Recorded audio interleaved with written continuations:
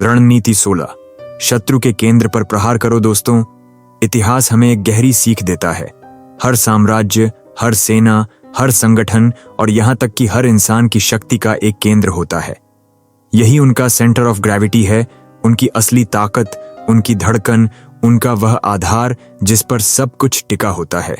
अगर आप उस केंद्र को हिला दें तो चाहे दुश्मन कितना भी बड़ा क्यों न हो, पूरा ढांचा पल भर में ढह सकता है।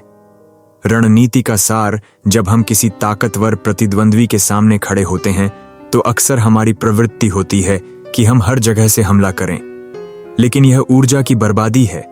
असली जीत तभी मिलती है जब आप सीधे उस जगह चोट करें जहां से उनका पूरा अस्तित्व टिका है। यही है इस रणनीति की सच्चाई। दुश्मन किस पर सबसे ज्यादा निर्भर है, यह खोजो, उसी जगह पर पूरा प्रहार करो। जब उनका आधार टूटेगा तो उनका आत्मविश्वास और पूरी संरचना हिल जाएगी। इतिहास से सबक: नेपोलियन का ऑस्टरलिट्ज युद्ध 1805 का साल, ऑस्टरलिट्ज की धरती। नेपोलियन बोनापार्ट की सेना संख्या में कमजोर थी। सामने ऑस्ट्रिया और रूस की संयुक्त सेनाएं थीं, संख्या में दोगुनी। हर कोई सोच रहा था कि नेपोलियन की हार निश्चित है, लेकिन नेपोलियन जानता था, संख्या से युद्ध नहीं जीते जाते, रणनीति से जीते जाते हैं। उसने दुश्मन की स्थिति का अध्ययन किया और समझा कि उनका केंद्र कहां है। उनकी सबसे बड़ी ताकत थी उनका आत्मविश्वास कि ऊंचाई पर कब्जा कर लेने से वे अजेय हो गए हैं। नेपोलियन ने चाल चली। उसने जानबूझकर अपने दाएं हिस्से को कमजोर दिखाया ताकि दुश्मन वहीं हमला करे। जब ऑस्ट्रो रूसी सेनाएं वहां फंसी, नेपोलियन ने सीधे उनके केंद्र पर प्रहार किया। नतीजा: दुश्मन की सेना बिखर गई और कम संख्या में होते हुए भी नेपोलियन ने इतिहास की सबसे बड़ी जीतों में से एक हासिल की। रणनीति का जीवन में प्रयोग: यह नियम केवल युद्ध के मैदान पर नहीं चलता, बल्कि व्यापार, राजनीति और व्यक्तिगत जीवन में भी उतना ही कारगर है। 1. व्यापार में कभी भी अपने प्रतिद्वंद्वी से हर मोर्चे पर भिड़ने की कोशिश मत करो। देखो कि उनकी सबसे बड़ी ताकत क्या है। क्या वह उनका ब्रांड है, कोई खास प्रोडक्ट, या उनका वफादार ग्राहक वर्ग? सीधा उसी पर चोट करो। जैसे एप्पल ने माइक्रोसॉफ्ट को हराने के लिए सीधे ऑपरेटिंग सिस्टम की लड़ाई नहीं लड़ी, उसने डिजाइन, इनोवेशन और ब्रांडिंग पर हमला किया, और यही माइक्रोसॉफ्ट की कमजोरी थी। 2. राजनीति में किसी नेता की ताकत उसके पैसे या समर्थकों में नहीं होती। अक्सर उसकी असली ताकत होती है उसकी छवि, उसकी ईमानदारी का विश्वास। अगर आप उसी छवि पर सवाल खड़े कर दो तो बाकी ताकत अपने आप बिखर जाती है। 3. व्यक्तिगत रिश्तों में हर इंसान की एक भावनात्मक ताकत होती है। कोई अपने आत्मविश्वास पर जीता है, कोई दूसरों को नियंत्रित करने की आदत पर। अगर आप उसी पर चोट कर दो तो उसका संतुलन टूट जाता है। रणनीति अपनाने के तरीके: रणनीति 16 को लागू करने के लिए कुछ नियम याद रखो। दुश्मन का गहराई से अध्ययन करो, सतही ताकत पर मत जाओ, असली आधार हमेशा छुपा होता है। छोटी मोटी लड़ाइयों में मत उलझो, ऊर्जा मत बर्बाद करो, सीधे उस जगह चोट करो जो निर्णायक हो। निर्णायक प्रहार करो। जब केंद्र मिल जाए तो पूरी ताकत से प्रहार करो। आधा अधूरा वार दुश्मन को संभलने का मौका दे देगा। अपना केंद्र सुरक्षित रखो। याद रखो, जैसे आप दुश्मन का अध्ययन कर रहे हो, वैसे ही कोई आपका भी कर रहा होगा। अगर आपकी असली ताकत सामने आ गई और उस पर वार हो गया तो सब कुछ ढह सकता है। आधुनिक उदाहरण: अमेज़न बनाम वॉलमार्ट। अमेज़न ने कभी भी वॉलमार्ट से सीधे दुकानों की लड़ाई नहीं लड़ी। उसने समझा कि वॉलमार्ट का केंद्र है उनकी भौतिक दुकानों पर निर्भरता। अमेज़न ने पूरी ताकत ऑनलाइन बिक्री और लॉजिस्टिक्स में लगाई। नतीजा यह हुआ कि वॉलमार्ट जैसे दिग्गज को भी अपनी रणनीति बदलनी पड़ी। मनोवैज्ञानिक असर: जब आप किसी इंसान या संगठन पर वहीं वार करते हो जहां वे सबसे मजबूत महसूस करते हैं, तो यह सिर्फ रणनीतिक ही नहीं बल्कि मनोवैज्ञानिक झटका भी होता है। उनका आत्मविश्वास डगमगा जाता है। वे सोचते हैं कि जो कभी अटूट था वही सबसे कमजोर कैसे निकला। यही है इस रणनीति का असली हथियार। चेतावनी: अगर आप गलत जगह वार कर बैठे तो आपकी ऊर्जा व्यर्थ जाएगी। अक्सर दुश्मन झूठे केंद्र भी दिखाते हैं, असली ताकत छुपाकर। और याद रखो, कभी भी अपने ही केंद्र को असुरक्षित मत छोड़ो। अंतिम विचार: रणनीति 16 हमें सिखाती है कि जीत उस इंसान की होती है जो समझता है कि कहां चोट करनी है। युद्ध हो, व्यापार हो, राजनीति हो, या व्यक्तिगत संघर्ष, जीत उसी की है जो पूरे ध्यान से दुश्मन के केंद्र को पहचान कर निर्णायक वार करता है। और सबसे जरूरी, अपनी ही नींव को बचाकर रखना, क्योंकि अगर आप ही का आधार हिल गया तो सारी लड़ाई बेकार हो जाएगी। रणनीति 17, डिवाइड एंड रूल, विभाजन कर राज करो। इतिहास के पन्नों में एक रणनीति बार बार दोहराई गई है। यह इतनी पुरानी है कि साम्राज्यों के जन्म और पतन का आधार बन चुकी है। यह है विभाजन कर राज करो। यानी अगर आपका दुश्मन बहुत बड़ा और मजबूत है तो उसे हराने का सबसे आसान तरीका यह नहीं है कि आप उससे सीधी भिड़ंत लें, बल्कि उसकी एकता को तोड़ो, उसकी ताकत को बांटो और फिर टुकड़ों में उसे नियंत्रित करो। रणनीति का सार किसी भी समूह, सेना, संगठन या समाज की असली ताकत होती है उसकी एकजुटता। जब तक वे एक हैं, उन्हें हराना मुश्किल है, लेकिन अगर आप उनके बीच फूट डाल दो तो वही ताकत एक दूसरे को कमजोर करने लगती है। इसलिए सबसे समझदार योद्धा कभी सीधे भीड़ से नहीं टकराता, वह उनकी आत्मा को तोड़ता है, उनके बीच संदेह, जलन और अविश्वास पैदा करता है। इतिहास से उदाहरण, ब्रिटिश साम्राज्य। भारत पर अंग्रेजों का शासन लगभग 200 साल तक क्यों चला? क्या इसलिए कि उनके पास सबसे बड़ी सेना थी? क्या इसलिए कि उनके पास सबसे ज्यादा हथियार थे? नहीं, असली कारण था उनका अद्भुत डिवाइड एंड रूल का खेल। उन्होंने हिंदुओं और मुसलमानों के बीच, राजाओं और जमींदारों के बीच, ऊंची जाति और नीची जाति के बीच लगातार फूट डाली।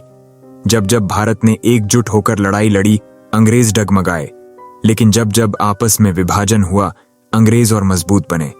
रोमन साम्राज्य का खेल, रोमन साम्राज्य ने भी यही रणनीति अपनाई। जब वे किसी नई भूमि पर कब्जा करते तो सीधे सबको गुलाम नहीं बनाते थे। वे वहां के कबीलों और नेताओं के बीच आपसी दुश्मनी को भड़काते, एक कबीले को दूसरे के खिलाफ खड़ा करते और फिर दोनों को कमजोर करके खुद मालिक बन जाते। रणनीति का जीवन में प्रयोग यह केवल राजनीति और युद्ध तक सीमित नहीं है। आज भी व्यापार, दफ्तर और व्यक्तिगत जीवन में यह रणनीति काम करती है। वेट, व्यापार में मान लो कि किसी मार्केट में 2 बड़े खिलाड़ी हैं। आप नया बिजनेस शुरू करते हैं। अगर आप दोनों से सीधे भिड़ते हो तो हार निश्चित है, लेकिन अगर आप उनके बीच प्रतिस्पर्धा बढ़ा दो, उनके सप्लायर्स और ग्राहकों को बांट दो, तो दोनों कमजोर पड़ जाएंगे और आप बीच में जगह बना लोगे। 2, राजनीति में एक नेता की ताकत उसकी एकजुट पार्टी है। अगर विपक्ष चाहता है कि वह नेता कमजोर पड़े तो सबसे आसान तरीका यह है कि उसकी पार्टी में गुटबाजी फैलाई जाए। अंदर ही अंदर छोटे छोटे समूह बनाए जाए जो आपस में ही उलझ जाए। 3, व्यक्तिगत स्तर पर कभी कभी रिश्तों में भी लोग यह रणनीति इस्तेमाल करते हैं। किसी दोस्ती को तोड़ना हो तो दोनों के बीच गलतफहमियां फैला दो। धीरे धीरे उनका भरोसा टूट जाएगा और उनकी ताकत खत्म हो जाएगी। रणनीति अपनाने के तरीके, दुश्मन की एकता को पहचानो। समझो कि उनकी असली ताकत कहां है।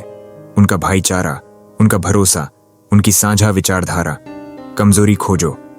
हर एकता के अंदर कोई ना कोई छोटी दरार होती है। ईर्ष्या, सत्ता की भूख, सम्मान की चाह। उस दरार को चौड़ा करो। झूठ, अफवाहें या गलतफहमियां फैलाओ। सीधे आक्रमण से बचो। जब तक वे आपस में उलझे हैं, आप सुरक्षित हो। धीरे धीरे नियंत्रण हासिल करो। जब दुश्मन के हिस्से अलग अलग हो जाएं, तो एक एक करके उन्हें अपने अधीन कर लो। आधुनिक उदाहरण, कॉरपोरेट दुनिया, कॉरपोरेट कंपनियां भी यही करती हैं। कभी आपने देखा होगा कि एक बड़ी कंपनी किसी छोटी कंपनी को खरीदने के लिए सीधे ऑफर नहीं देती। वह पहले उस कंपनी के अंदर गुटबाजी पैदा करती है। बोर्ड ऑफ डायरेक्टर्स के बीच मतभेद, पार्टनर्स के बीच झगड़ा, और जब कंपनी अंदर से टूट जाती है तब उसे सस्ते में अधिग्रहण कर लेती है। मनोवैज्ञानिक असर, डिवाइड एंड रूल सिर्फ रणनीति नहीं, यह एक मनोवैज्ञानिक खेल है। जब लोग आपस में बंट जाते हैं तो उनकी सबसे बड़ी कमजोरी सामने आती है, विश्वास की कमी। और जब भरोसा चला जाए तो सबसे मजबूत किला भी ढह जाता है।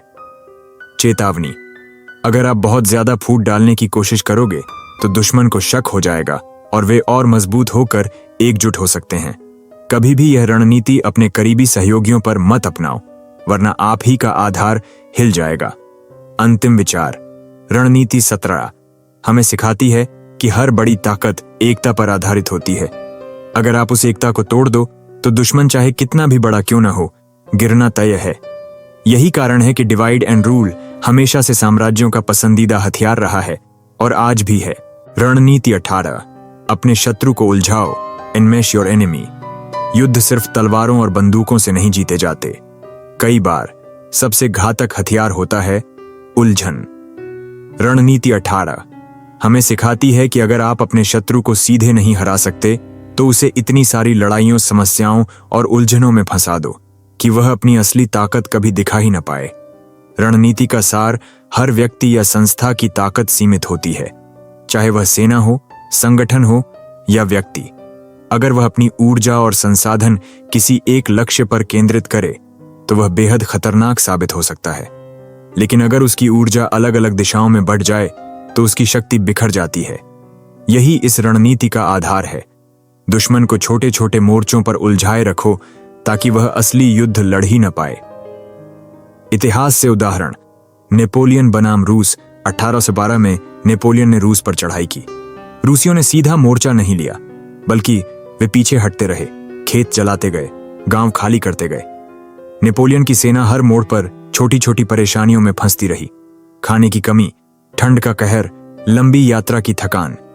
जब तक नेपोलियन असली युद्ध के लिए तैयार होता, उसकी सेना आधी बर्बाद हो चुकी थी। यह थी उलझाने की रणनीति। मुगल दरबार और आंतरिक साजिशें। भारत के इतिहास में भी यही खेल देखा गया। मुगल बादशाह अक्सर अपनी ताकतवर सरदारियों को आपस में ही उलझा देते थे। एक को दूसरे के खिलाफ भड़काना, छोटी छोटी रियासतों को आपसी संघर्ष में डाल देना। नतीजा यह होता कि कोई भी गुट इतना मजबूत नहीं बन पाता कि बादशाह को चुनौती दे सके। यह सत्ता को सुरक्षित रखने का बेहतरीन तरीका था। रणनीति का जीवन में प्रयोग। यह सिद्धांत सिर्फ युद्ध क्षेत्र में ही नहीं, बल्कि रोजमर्रा की जिंदगी में भी उतना ही उपयोगी है। 1. व्यापार में मान लो आपकी कंपनी का बड़ा प्रतिद्वंद्वी है। उसे सीधे चुनौती देने की बजाय आप उसे अलग अलग छोटे छोटे मुकदमों, कानूनी झगड़ों, मार्केटिंग लड़ाइयों और नई नई तकनीकों के पीछे दौड़ाते रहो। धीरे धीरे उसकी असली ताकत कमजोर हो जाएगी। 2. राजनीति में अगर विपक्ष बहुत मजबूत है तो उसे एक मुद्दे पर केंद्रित मत रहने दो। कभी जाति का मुद्दा, कभी भाषा का, कभी धर्म का। उसे इतने मोर्चों पर उलझाए रखो कि उसकी असली ताकत जनता तक पहुंच ही न पाए। 3. व्यक्तिगत जीवन में कभी कभी रिश्तों या कार्यस्थल पर भी यही तकनीक दिखती है। अगर कोई आपको बार बार परेशान करता है तो उसे एक सीधी टक्कर देने की बजाय उसकी ऊर्जा अलग अलग छोटे छोटे कामों में खर्च करवाइए। धीरे धीरे वह थक जाएगा और आपकी तरफ ध्यान ही नहीं दे पाएगा। रणनीति अपनाने के तरीके। शत्रु की असली ताकत पहचानो। समझो कि वह कहां सबसे ज्यादा खतरनाक है। सेना, पैसा या प्रभाव। छोटे छोटे मोर्चे बनाओ, उसे अलग अलग दिशाओं में दौड़ाओ। सीधे युद्ध से बचो। जब तक दुश्मन उलझा हुआ है उसकी ऊर्जा बर्बाद होती रहेगी। लंबे समय का खेल खेलो। यह रणनीति धैर्य मांगती है। आखिरी प्रहार करो। जब दुश्मन थक कर बिखर जाए तभी निर्णायक वार करो। आधुनिक उदाहरण, कॉरपोरेट दुनिया, बड़ी कंपनियां अक्सर अपने प्रतिद्वंद्वियों को उलझाने के लिए कई मोर्चे खोल देती हैं। नई प्रोडक्ट लाइन, नए विज्ञापन अभियान, लगातार मुकदमे। इससे दुश्मन कभी अपनी पूरी ताकत एक जगह केंद्रित ही नहीं कर पाता। मनोवैज्ञानिक असर, जब कोई व्यक्ति लगातार उलझा रहता है तो उसके दिमाग में तनाव और थकान भर जाती है। वह गलतियां करने लगता है और यहीं से उसकी हार शुरू होती है। चेतावनी, अगर आप दुश्मन को उलझाने में बहुत ज्यादा संसाधन लगा देंगे तो आप खुद थक सकते हैं। यह रणनीति तभी सफल होती है जब आप कम खर्च में ज्यादा परेशानी पैदा कर सको। अंतिम विचार, रणनीति 18 हमें यह सिखाती है कि हर युद्ध सीधे मैदान में जीतना जरूरी नहीं। कभी कभी दुश्मन को भटकाना, थकाना और उलझाना ही सबसे बड़ी जीत होती है। याद रखो, जब शत्रु उलझन में होता है तो आप नियंत्रण में होते हैं और यही असली विजय की पहली सीढ़ी है। रणनीति 19, चीजों को खत्म करना सीखो। Know how to end things.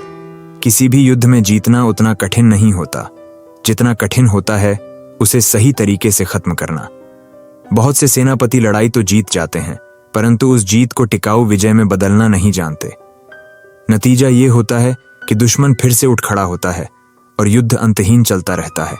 रणनीति 19 हमें सिखाती है, हर संघर्ष का एक उचित अंत होना चाहिए। अगर आप उसे सही ढंग से समाप्त नहीं करते तो आप अपनी ही मेहनत और विजय को खो बैठते हैं। इतिहास का सबक। प्रथम विश्व युद्ध 1918 में जब प्रथम विश्व युद्ध खत्म हुआ, तब जर्मनी को कठोर शर्तों के साथ वर्साये की संधि पर हस्ताक्षर करने पड़े। संधि इतनी अपमानजनक थी कि जर्मनी की जनता के भीतर गहरी नफरत भर गई। कुछ सालों बाद यही नफरत हिटलर के रूप में उभरी, जिसने दुनिया को और भी भयानक युद्ध की ओर धकेल दिया। सबक साफ है, अगर आप किसी युद्ध को गलत तरीके से खत्म करते हैं तो वह वास्तव में खत्म नहीं होता, वह सिर्फ स्थगित होता है और भी भयानक रूप में लौटता है। सफल समापन का महत्व, दुश्मन की ताकत तोड़ो लेकिन उसे नया दुश्मन मत बनाओ। जीत में विनम्रता और बुद्धिमत्ता होनी चाहिए। एक स्थायी समाधान ढूंढो। आधे अधूरे समझौते सिर्फ भविष्य की समस्याएं जन्म देते हैं। अपने लिए जगह बनाओ। युद्ध का अंत ऐसा हो कि आप लंबे समय तक शांति और स्थिरता का लाभ ले सकें। महाभारत से सीख। महाभारत का युद्ध 18 दिनों तक चला।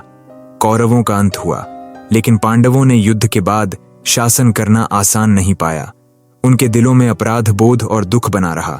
यानी युद्ध जीतना आसान था, पर युद्ध को मानवीय और मानसिक स्तर पर खत्म करना कहीं अधिक कठिन। रणनीति का जीवन में प्रयोग 1। व्यापार में मान लीजिए आपकी कंपनी ने मुकाबलेदार को हरा दिया। अगर आप उसे पूरी तरह बर्बाद कर देंगे तो हो सकता है वह बदले की भावना से लौटे और आपको और अधिक नुकसान पहुंचाए। लेकिन अगर आप सहयोग या अधिग्रहण का रास्ता अपनाएं तो जीत स्थायी हो जाती है। 2। रिश्तों में कभी कभी बहस या तकरार जीतना ही काफी नहीं होता। अगर आप रिश्ते को जीवित रखना चाहते हैं तो आपको बहस को सही तरह से खत्म करना सीखना होगा, अन्यथा घाव रह जाता है और वह भविष्य में और बड़ी समस्या बन जाता है। 3। राजनीति में एक सफल नेता वही है जो हर संघर्ष को ऐसे समाप्त करे कि उसका राजनीतिक भविष्य सुरक्षित रहे। आधे अधूरे अंत हमेशा अस्थिरता पैदा करते हैं। समाप्ति के तरीके दुश्मन को वापसी का रास्ता दो। अगर आप उसे पूरी तरह घेर लोगे तो वह मौत तक लड़ेगा, लेकिन अगर उसे निकलने का अवसर मिलेगा तो वह बिना और विनाश के हार मान लेगा। अपनी जीत को स्थिर करो। प्रशासनिक, आर्थिक और मानसिक स्तर पर जीत को पक्का करना जरूरी है। समय पर रोक लगाओ। कभी कभी विजय की चाहत इतनी बढ़ जाती है कि सेनापति सीमा पार कर जाते हैं। यही अति उनके पतन का कारण बनती है। मनोवैज्ञानिक प्रभाव युद्ध का अंत सिर्फ मैदान में नहीं होता, बल्कि लोगों के दिलों और दिमाग में भी होता है। अगर वहां घाव बाकी रह जाए तो युद्ध सचमुच खत्म नहीं होता। आधुनिक उदाहरण अमेरिका और वियतनाम। युद्ध अमेरिका तकनीकी और सैन्य रूप से वियतनाम से कहीं ज्यादा ताकतवर था, लेकिन युद्ध का कोई स्पष्ट अंत नहीं हो सका। लंबे समय तक खिंचने वाले संघर्ष ने अमेरिका की शक्ति और जनता का विश्वास दोनों तोड़ दिया। सीख यही है, अगर आप जानते ही नहीं कि युद्ध कैसे खत्म करना है तो चाहे आप कितने भी ताकतवर हों, अंततः हारेंगे। अंतिम विचार। रणनीति 19 हमें यह याद दिलाती है कि असली जीत वही है जो स्थायी हो। अगर आप युद्ध, विवाद या प्रतिस्पर्धा को समय रहते खत्म नहीं करेंगे तो वह आपके ही जीवन में जहर की तरह फैल जाएगा। इसलिए जीत के साथ बुद्धिमत्ता जोड़ो। दुश्मन को ऐसा रास्ता दो कि वह दुश्मनी छोड़ सके और अपनी जीत को स्थायी शांति में बदलो। यही है असली रणनीति। रणनीति 20 सत्य और असत्य का मिश्रण। Weave a seamless blend of fact and fiction. युद्ध में केवल तलवार और तोपें ही काम नहीं आती। कभी कभी सबसे बड़ा हथियार होता है भ्रम और छल। अगर आप अपने दुश्मन को सच्चाई और झूठ के बीच का फर्क समझने ही न दें तो उसका दिमाग ही उसका सबसे बड़ा दुश्मन बन जाता है। रणनीति 20 हमें यही सिखाती है। सत्य और असत्य को इस तरह पिरो दो कि सामने वाला असली को झूठ और झूठ को असली समझने लगे। इतिहास का उदाहरण ट्रोजन हॉर्स। यूनान और ट्रॉय का युद्ध वर्षों तक चला। ट्रॉय की मजबूत दीवारों को तोड़ना असंभव था, लेकिन यूनानियों ने धोखे को हथियार बनाया। उन्होंने एक विशाल लकड़ी का घोड़ा बनाया और उसे तोहफे के रूप में ट्रॉय के द्वार पर छोड़ दिया। ट्रॉय के लोगों ने सोचा यह उनकी जीत का प्रतीक है। उन्होंने घोड़े को शहर के भीतर खींच लिया, पर रात होते ही उस घोड़े के अंदर छिपे हुए यूनानी सैनिक बाहर निकले और शहर को भीतर से खोल दिया। यहां तलवारों ने नहीं बल्कि भ्रम ने जीत दिलाई। क्यों जरूरी है यह रणनीति? मनुष्य की सबसे बड़ी कमजोरी है उसका दिमाग। लोग वही मानते हैं जो उनकी उम्मीदों और इच्छाओं से मेल खाता है। भ्रम का खेल समय देता है। जब तक दुश्मन असली और नकली में उलझा रहेगा, आप अपनी चालें चल सकते हैं। भ्रम डर पैदा करता है। सामने वाला कभी नहीं समझ पाता कि आपका अगला कदम क्या होगा। भारत का उदाहरण, चाणक्य की नीति। चाणक्य ने एक बार अपने शिष्य चंद्रगुप्त मौर्य को सिखाया, दुश्मन को हमेशा असमंजस में रखो। कभी अपनी सेना को बढ़ा चढ़ाकर दिखाओ, कभी अपनी कमजोरी को ताकत की तरह पेश करो। दुश्मन जितना उलझा रहेगा, आपकी जीत उतनी ही आसान होगी।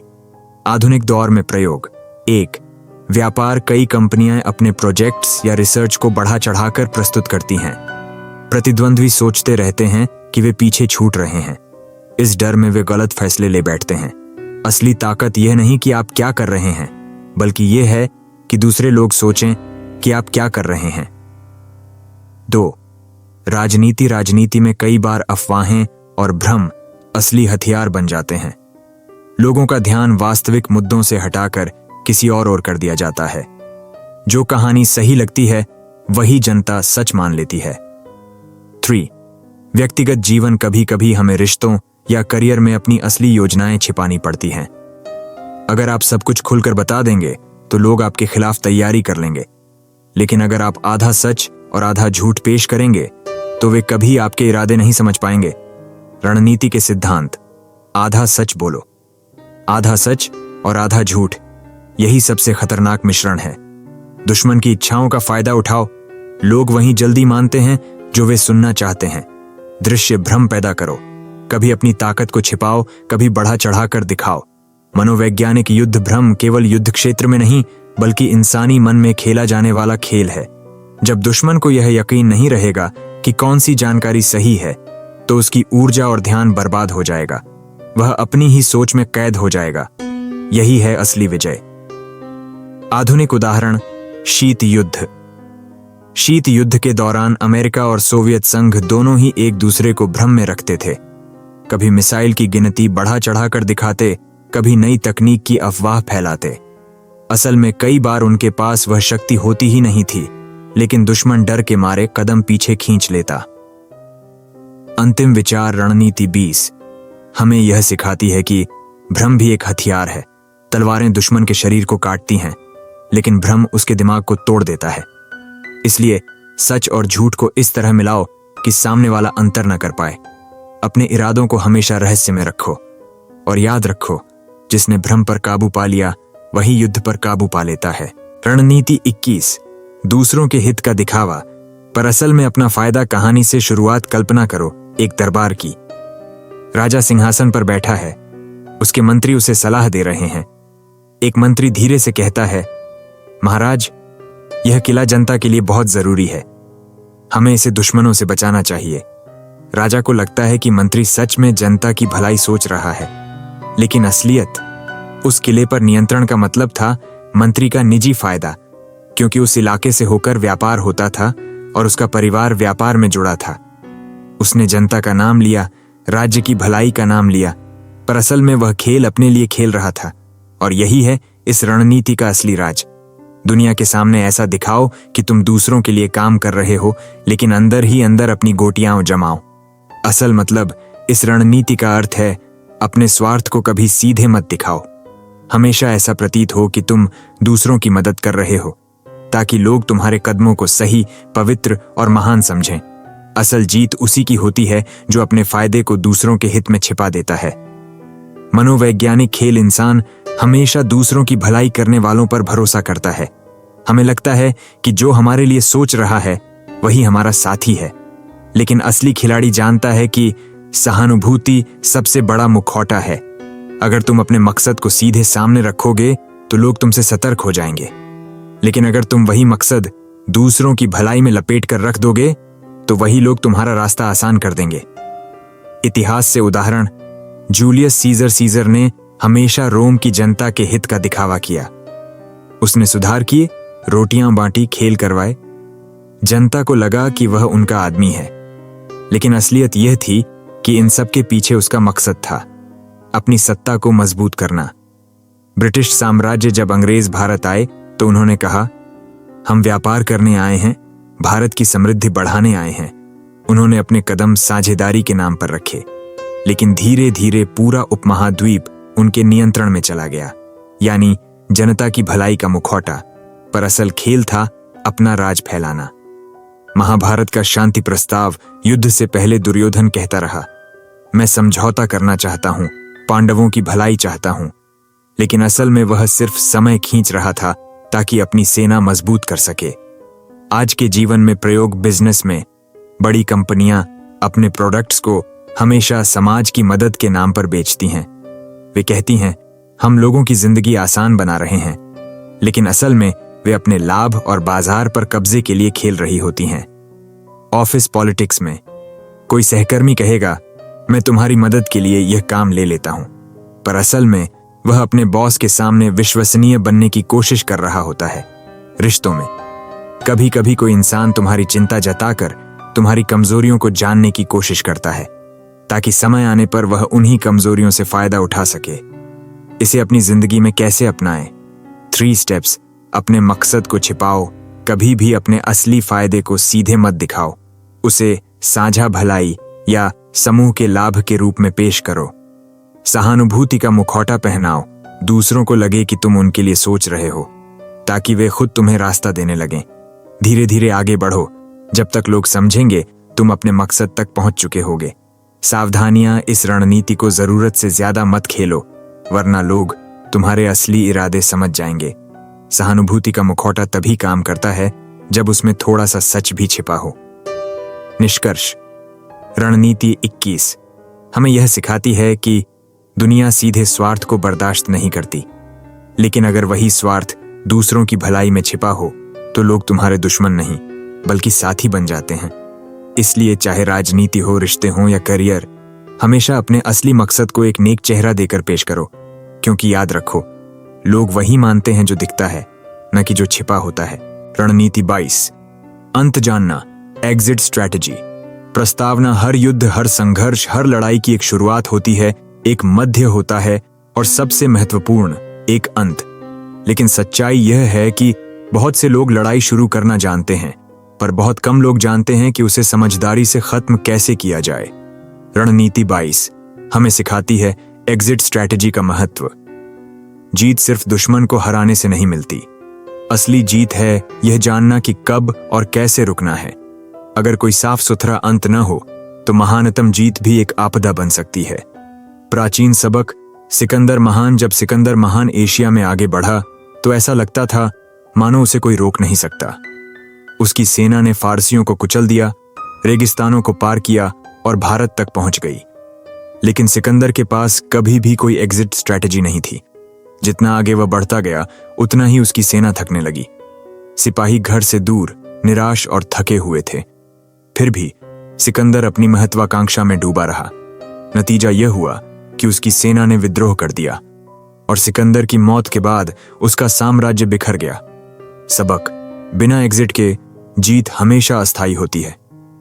रणनीति अगर अंत तक न सोची जाए तो महिमा सिर्फ भ्रम है। एग्जिट क्यों जरूरी है? अंत ही विरासत तय करता है। अगर कोई युद्ध जीतकर भी बुरी तरह खत्म होता है तो सारी उपलब्धियां मिट जाती हैं। कोई भी संघर्ष हमेशा नहीं चलता। संसाधन, ऊर्जा और इच्छा शक्ति धीरे धीरे खत्म होती है। समय पर रुकना विनाश से बचाता है। संतुलित वापसी ताकत होती है। गरिमा के साथ पीछे हटना कमजोरी नहीं है, यह नियंत्रण का प्रतीक है। जैसे हर कहानी का अंत होता है, वैसे ही हर लड़ाई का भी होना चाहिए। अगर अंत गड़बड़ है तो पूरी कहानी फीकी पड़ जाती है। इतिहास से उदाहरण, जॉर्ज वॉशिंगटन अमेरिका की स्वतंत्रता संग्राम जीतने के बाद सबको लगा कि जॉर्ज वॉशिंगटन सत्ता अपने हाथ में ले लेंगे। उनके सैनिक उन्हें पूजते थे, जनता उन्हें नेता मान चुकी थी। लेकिन वॉशिंगटन ने सबको चौंका दिया। उन्होंने सत्ता नहीं ली, बल्कि अपनी कमान छोड़ दी और निजी जीवन में लौट गए। यही निर्णय उनकी महानता की पहचान बना। उन्होंने समय पर एग्जिट लिया और यही लोकतंत्र की जड़ों को मजबूत कर गया। सच्ची ताकत सिर्फ जीतने में नहीं होती, बल्कि उसमें होती है जिसे आप छोड़ना जानते हैं। अंत का मनोविज्ञान, इंसान अंत से डरता है। हम सत्ता, रिश्ते, बहस सबको पकड़े रहते हैं, चाहे वे हमारे लिए बोझ ही क्यों न बन जाएं। लेकिन एक सच्चा रणनीतिकार युद्ध भूमि को अलग नजर से देखता है। हर संघर्ष का एक स्वाभाविक चरम बिंदु होता है। अगर उससे आगे बढ़ो तो जीत हार में बदल सकती है। अगर बहुत जल्दी हटो तो अवसर हाथ से निकल जाता है। कला यही है, ये पहचानना कि संगीत कब रुकना चाहिए। आधुनिक जीवन में प्रयोग 1, व्यापार, बिजनेस। कई कंपनियां बिना रुके बढ़ती जाती हैं, पर अंत में वे अपने ही बोझ से गिर जाती हैं। बुद्धिमान व्यापारी पहले से एग्जिट स्ट्रैटेजी बनाते हैं, कब बेचना है, कब दिशा बदलनी है। 2, समझौते, निगोशिएशंस। किसी डील से पीछे हटना हमेशा हार नहीं होती, ये सीमा तय करने और सम्मान बचाने का तरीका हो सकता है। 3, निजी रिश्ते। कभी कभी सबसे बड़ी जीत यह होती है कि आप किसी बहस या टकराव को समय रहते खत्म कर दें। चुप्पी, दूरी या समझौता, ये सब भी रणनीति है। रणनीति 22 के व्यावहारिक नियम। लक्ष्य पहले तय करो। अगर पता ही नहीं कि जीत कैसी दिखती है तो यह भी नहीं पता चलेगा कि कब रुकना है। पीछे हटने की योजना पहले बनाओ। जैसे हमला सोच समझकर होता है, वैसे ही वापसी भी होनी चाहिए। गरिमा से एग्जिट लो। मजबूरी का अंत आपकी छवि खराब करता है, नियंत्रण का अंत आपकी ताकत बढ़ाता है। भीड़ को और चाहने दो। एक कलाकार की तरह मंच तब छोड़ो जब तालियां सबसे ऊंची हों। एग्जिट की अनदेखी का परिणाम। इतिहास ऐसे नेताओं से भरा है जिन्होंने हार इसलिए झेली क्योंकि वे रुकना नहीं जानते थे। नेपोलियन यूरोप पर राज कर सकते थे, पर उनकी महत्वाकांक्षा उन्हें रूस तक खींच ले गई और सब नष्ट हो गया। हिटलर शुरुआती जीतों के बाद रुक सकते थे, पर उनके लालच ने उन्हें पूरी तरह बर्बाद कर दिया। सबक साफ है, एग्जिट न लेना जीत को राख में बदल देता है। एक आधुनिक रूपक, जुआरी का जाल। जैसे कोई जुआरी जीतकर भी कहता है, बस एक और दांव, और धीरे धीरे सब हार जाता है। जीवन, राजनीति और व्यापार भी ऐसे ही हैं। बिना एग्जिट के लालच हर जीत को खा जाता है। वापसी भी हथियार है। समझदारी से पीछे हटना कमजोरी नहीं, बल्कि रणनीति है। इससे ऊर्जा बचती है। आप कहानी का अंत अपने हाथ में रखते हैं और आप दुश्मन को कभी संतुष्टि नहीं देते। जो अपने अंत को खुद तय करता है, उसे कोई सचमुच हरा नहीं सकता। बड़ा सबक, जीत सिर्फ जमीन या ताकत लेने में नहीं है। असली जीत है समय, प्रतिष्ठा और विरासत पर नियंत्रण। जिनके पास एग्जिट स्ट्रैटेजी नहीं होती, वे अपनी ही महत्वाकांक्षा के गुलाम बन जाते हैं, और जो एग्जिट की कला जानते हैं, वे इतिहास रचते हैं। अंतिम चिंतन। रणनीति 22 हमें यह सिखाती है, अंत करना ही असली विजय है। अगर जल्दी खत्म करो तो जीत अधूरी रह जाती है। अगर देर से खत्म करो तो जीत राख बन जाती है। लेकिन अगर सही समय पर खत्म करो तो आप इतिहास में अमर हो जाते हैं। असली रणनीतिकार सिर्फ लड़ना नहीं जानते, वे यह भी जानते हैं कि कब और कैसे अंत करना है। और जब पर्दा गिरता है तो वह गिरता है उनकी शर्तों पर। रणनीति 33, अपने बल को केंद्रित करो। प्रस्तावना युद्ध हो या जीवन, सबसे बड़ी गलती है अपनी शक्ति को बिखेर देना। थोड़ा थोड़ा हर जगह लड़ना, हर मोर्चे पर खुद को थकाना और फिर अंत में कहीं भी जीत ना पाना। रणनीति 33 हमें सिखाती है, अपनी ताकत को एक बिंदु पर केंद्रित करो। जब ऊर्जा, संसाधन और इच्छा शक्ति एक ही दिशा में लगती है तो परिणाम विस्फोटक होते हैं। ये बिजली की तरह है, बादल में ऊर्जा बिखरी रहती है, लेकिन जब वही ऊर्जा एक बिंदु पर गिरती है तो पहाड़ फट जाते हैं। इतिहास का सबक। हन्नीबल की कला। दूसरे प्यूनिक युद्ध में कार्तेज के महान सेनापति हन्नीबल ने रोम के खिलाफ चमत्कार कर दिखाया। उसकी सेना छोटी थी, संसाधन सीमित थे।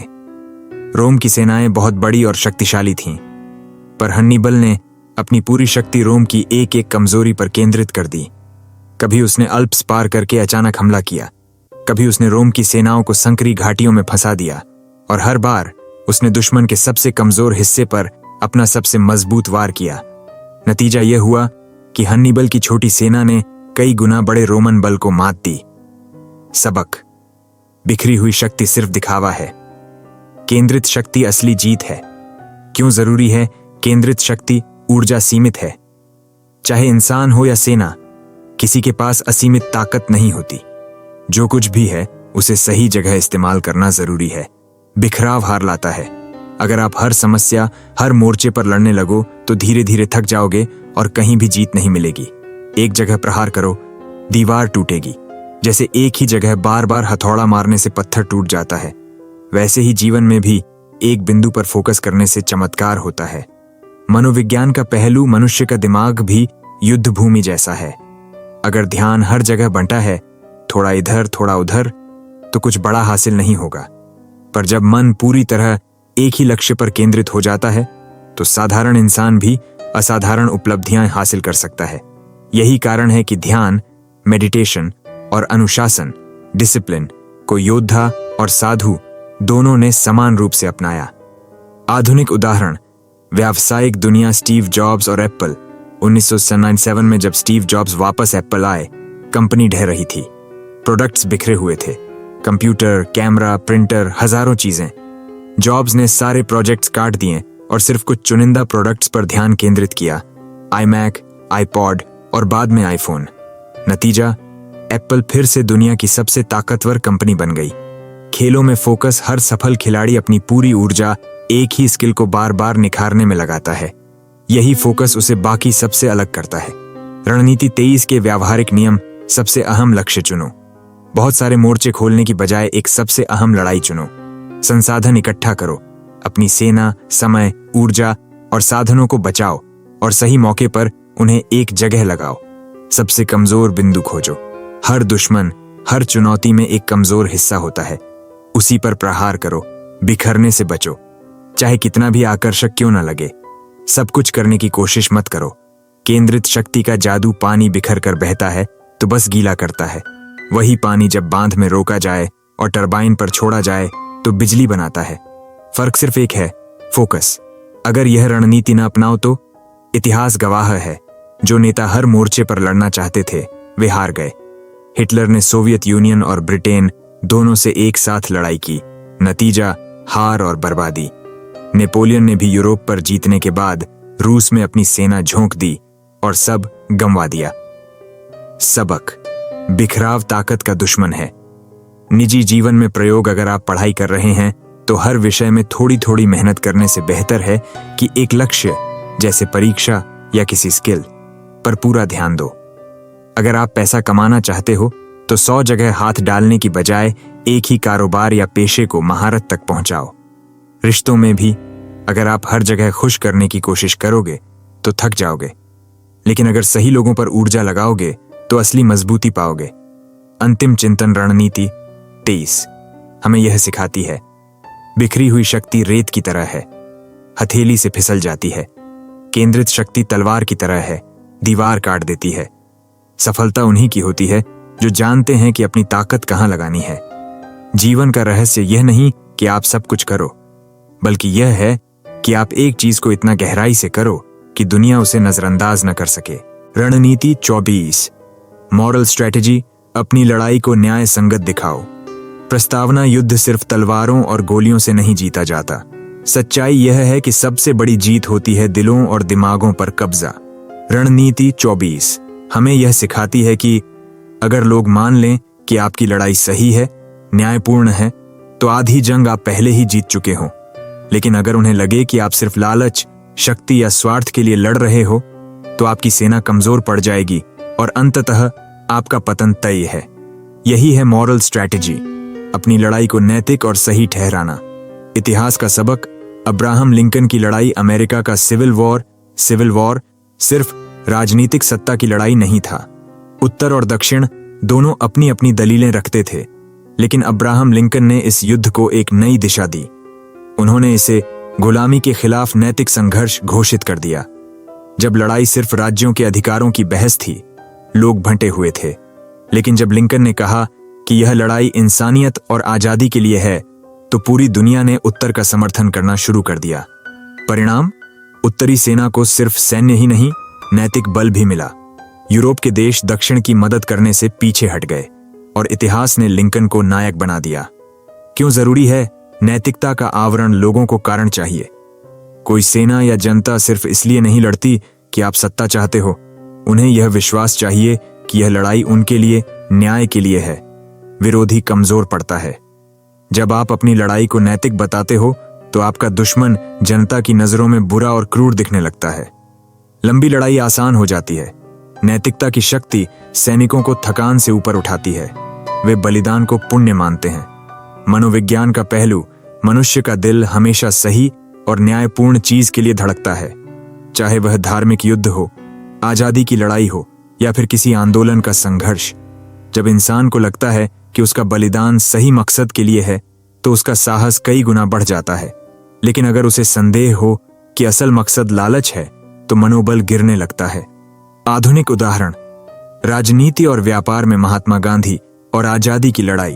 अगर भारत की स्वतंत्रता की लड़ाई सिर्फ सत्ता बदलने का संघर्ष होती, शायद लोग इतना बलिदान न देते।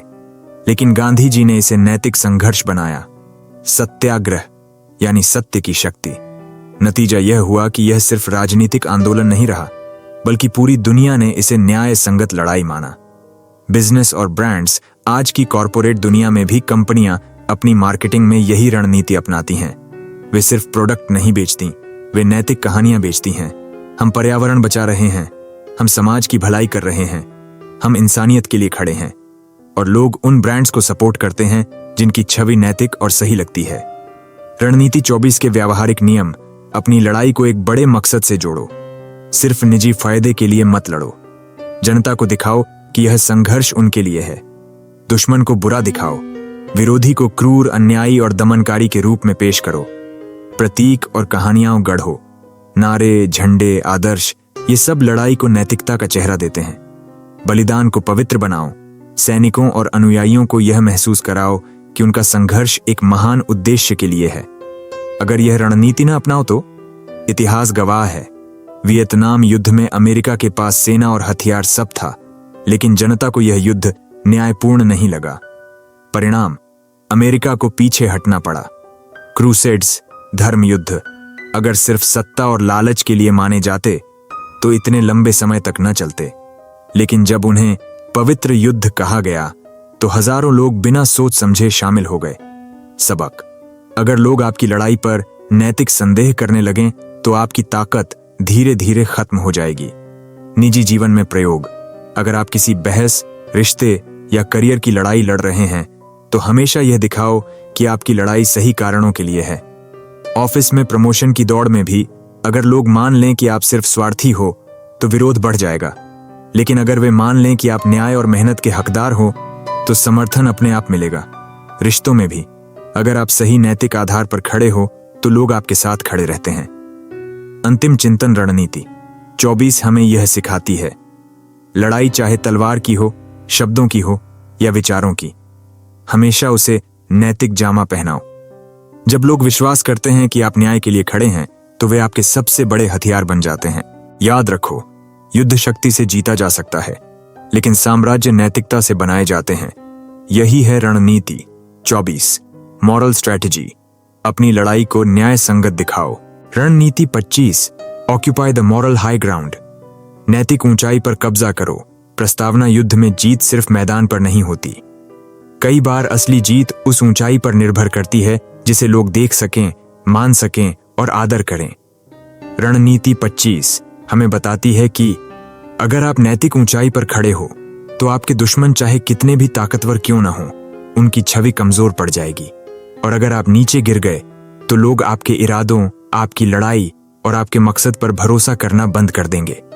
यानी असली शक्ति सिर्फ तलवार में नहीं, बल्कि नैतिक ऊंचाई, मॉरल हाई ग्राउंड पर कब्जा करने में है। इतिहास का सबक, Martin Luther king junior America में नस्लीय भेदभाव गहरी जड़ें जमा चुका था। सड़कों पर विरोध, दंगे, हिंसा, सब कुछ हो रहा था। लेकिन मार्टिन लूथर किंग जूनियर ने एक अलग रास्ता चुना। उन्होंने कहा, हम हिंसा से नहीं लड़ेंगे, हम अहिंसा और प्रेम से लड़ेंगे। उन्होंने अपनी लड़ाई को नैतिक ऊंचाई पर खड़ा कर दिया। जब गोरे लोग हिंसा करते थे और काले लोग शांति से सहन करते थे तो पूरी दुनिया ने देखा कि असली नैतिक शक्ति किसके पास है। यह नैतिक ऊंचाई इतनी प्रभावशाली थी कि धीरे धीरे कानून बदलने पड़े। यानी मार्टिन लूथर किंग ने साबित किया, नैतिक शक्ति से बड़ा कोई हथियार नहीं। नैतिक ऊंचाई क्यों जरूरी है?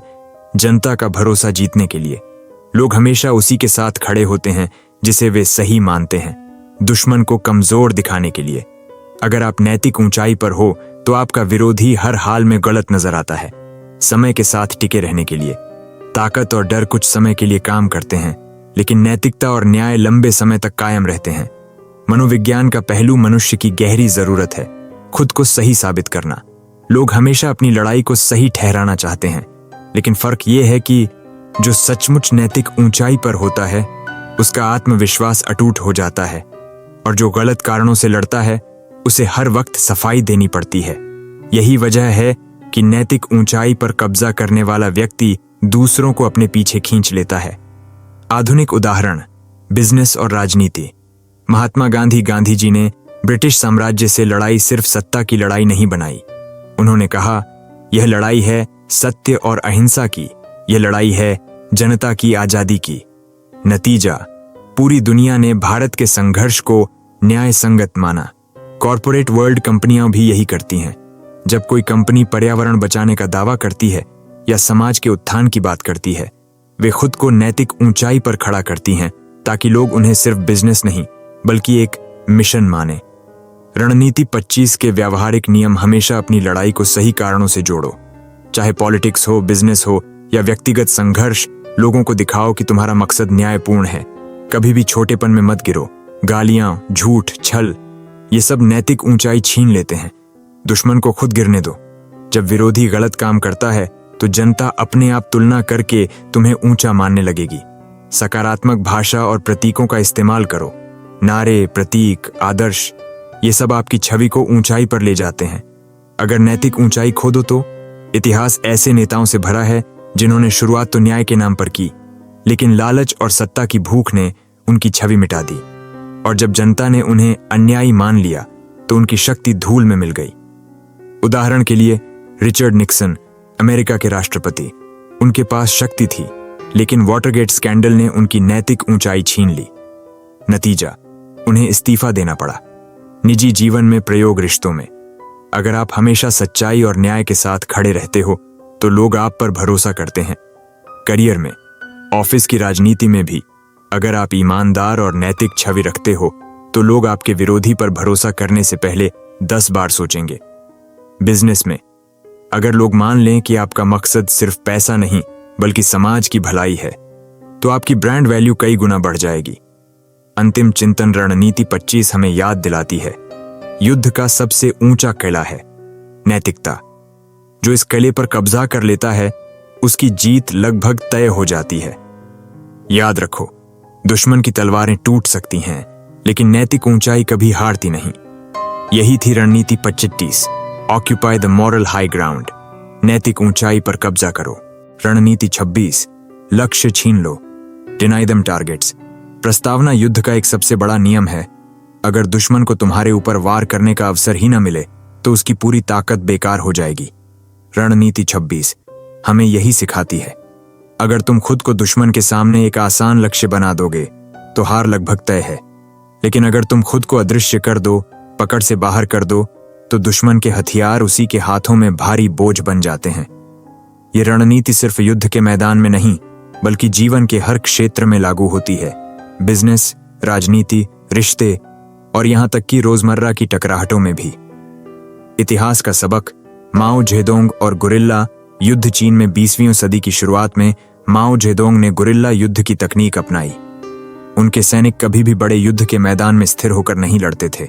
वे पहाड़ों में छिप जाते, छोटे छोटे हमले करते और फिर अदृश्य हो जाते। नेशनलिस्ट सेनाएं बार बार उन्हें खोजती, हमला करती, लेकिन हर बार उन्हें खाली जमीन मिलती। ये रणनीति इतनी प्रभावशाली साबित हुई कि एक कमजोर सेना ने अंततः एक मजबूत साम्राज्य को हिला दिया। यानी अगर तुम लक्ष्य नहीं बनोगे तो दुश्मन की पूरी ताकत बेकार है। रणनीति का मनोविज्ञान मनुष्य की प्रवृत्ति है। वह हमेशा नजर आने वाले को निशाना बनाता है। अगर आप चुप हो जाते हो, अपनी चालें छिपा लेते हो और दुश्मन को भ्रम में डाल देते हो तो उसका गुस्सा और बेचैनी उसी को खा जाती है।